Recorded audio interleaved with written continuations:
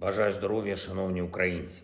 Good health to you, fellow Ukrainians. These days, in our information space and in social networks, there are a lot of reports about conflict situations and threats that exist in other geographies. First the Balkans, then Taiwan, now it may be the Caucasus. All these situations seem different, although they are united by one factor, namely, the global security architecture did not work. If it worked, there wouldn't be all these conflicts. And this is actually what Ukraine has been drawing attention to, not only for 161 days since the start of the full-scale war, but for years, since Russia has completely ignored international law, the interests of humanity as such. 2014 became a turning point.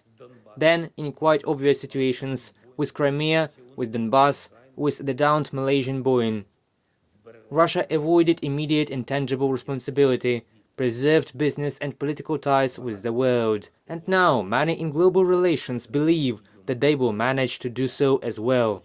That is why Ukrainians are now doing a very important thing for everyone in the world. Our people united the free world not just around their struggle for freedom, but around understanding how fragile our freedom is, the freedom of every nation in Europe and in other parts of the world. The fragility can only be protected by joint action, and for this to work in a long term, there must be an effective global security architecture that ensures that no state can ever again resort to terror against another state. At the system level, at the level of global institutions.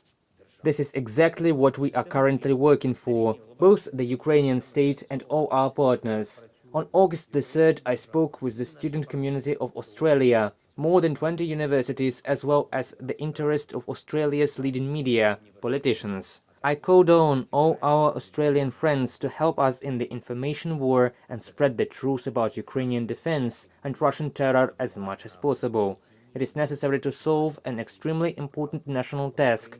The Ukrainian point of view should be seen and heard in those parts of the world where Russian propaganda is still very loud.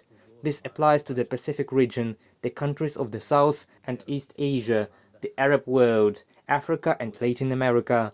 And that is why information support is needed from all our people and all friends abroad whose voice can be heard. On August the 3rd, I met with the Minister of Foreign Affairs of Estonia, who visited Ukraine. I thanked him for starting the visit with the topic of restoring Ukraine. In the Zhytomyr region, in the framework of our fast recovery plan, we will begin the construction of the first kindergarten out of 15 objects that have been proposed to the Estonian government for help in the reconstruction of the region. This is extremely important right now, when displaced people are returning home. Estonia is one of those countries that started helping us even before February the 24th, and whose support has become extremely important. Ukraine will always remember this.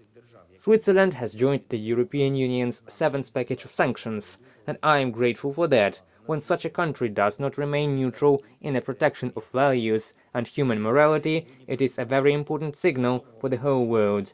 Now it is felt that Russia has begun to realize the inevitability of being recognized as a terrorist state.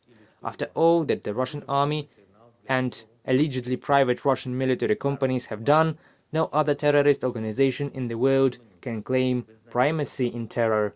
Russia is definitely number one among terrorists, and this definitely deserves legal consequences, in particular in the decisions of the United States and other world actors. And precisely because of this, a new propaganda activity started in Moscow. They suddenly decided to define Azov as terrorists, although when a terrorist state does this, it is obviously absurd. They are activating various emissaries with studies that the terrorist state allegedly wants negotiations. If Russia really wanted the end of the war, it would not accumulate its reserves in the south of Ukraine now and would not create mass graves of murdered innocent people on Ukrainian territory. Well, in general, it is simply disgusting when former leaders of powerful states with European values work for Russia, which is fighting against these values. Therefore, we need to fight. We need to beat terrorists on our land. We need to spread information about Ukrainian interests and achieve success and victories for Ukraine. each and everyone at their own level, both Ukrainians and partners.